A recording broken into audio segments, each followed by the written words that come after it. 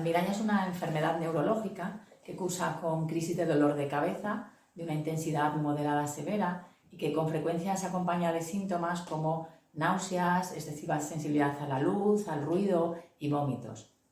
Las crisis suelen durar desde horas a días y algunas son tan importantes que limitan la actividad diaria de las personas. Por tanto, es una enfermedad que tiene importante repercusión en la vida personal, familiar, social y laboral. Algunos pacientes, antes de la crisis de dolor, tienen unos síntomas premonitorios que lo denominamos aura y que pueden cursar desde alteración visual, que puede ser sensación de deslumbramiento, visión de destellos. Otros perciben hormigueo, acorchamiento en la mano, en la cara, y algunos perciben alteración del lenguaje, que es lo que dificultad para hablar, que es lo que llamamos aura. El dolor de cabeza suele afectar a la mitad.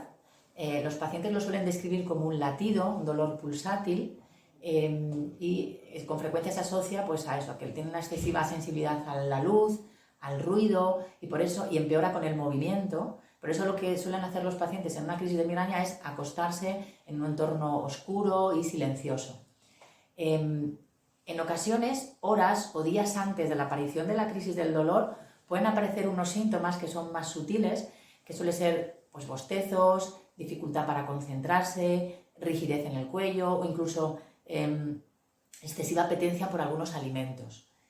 Y estos síntomas, que pueden durar horas o días, también en ocasiones aparecen una vez que se ha resuelto la crisis de dolor.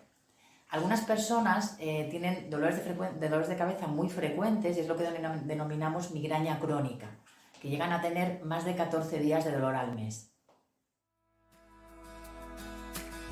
El diagnóstico de la migraña se basa fundamentalmente en la historia clínica y la exploración neurológica que hacemos al paciente en la consulta. Por eso es importante que sea evaluado por una persona que tenga experiencia en este tipo de patología. En casos muy seleccionados va a ser necesaria la realización de pruebas como un análisis de sangre, una prueba de neuroimagen que puede ser una resonancia magnética craneal, una punción lumbar o un ecodoppler de troncos supraórticos. Pero estas pruebas van dirigidas sobre todo a descartar otras enfermedades. El tratamiento se basa fundamentalmente en 3 pilares. El primero es la educación al paciente en la enfermedad, en qué hábitos de vida le pueden ayudar a mejorarla y qué factores pueden desencadenar crisis. Estos se clasifican fundamentalmente en 6 grupos. Uno es la alimentación. Se han relacionado con mayor riesgo de crisis el abuso de cafeína o la abstinencia de cafeína, el ayuno, el consumo de alimentos ricos en nitritos. Otro factor son los factores ambientales. Los cambios de presión atmosférica pueden favorecer crisis, algunos olores, algunos estímulos visuales. Los fármacos son otro factor, el factor hormonal, sobre todo relacionado con la menstruación y los anticonceptivos, los anovulatorios.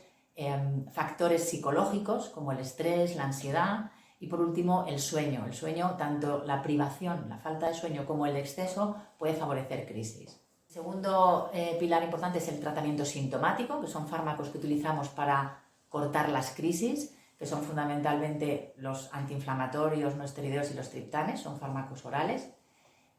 Algunos se pueden administrar por otra vía, nasal o subcutáneo, porque los pacientes pueden tener vómitos. Y el tercer pilar son los tratamientos preventivos. Estos son fármacos que se utilizan para disminuir tanto la frecuencia como la intensidad de las crisis. Están indicados en personas que tienen 4 o más crisis de dolor al mes, o en aquellos que sus crisis duran varios días, o que no responden a la medicación para el dolor. Y tenemos diferentes tipos de tratamientos preventivos. Hay fármacos orales, la toxina botulínica, que es inyectada, y los anticuerpos monoclonales, que son los más modernos, que es una inyección subcutánea mensual.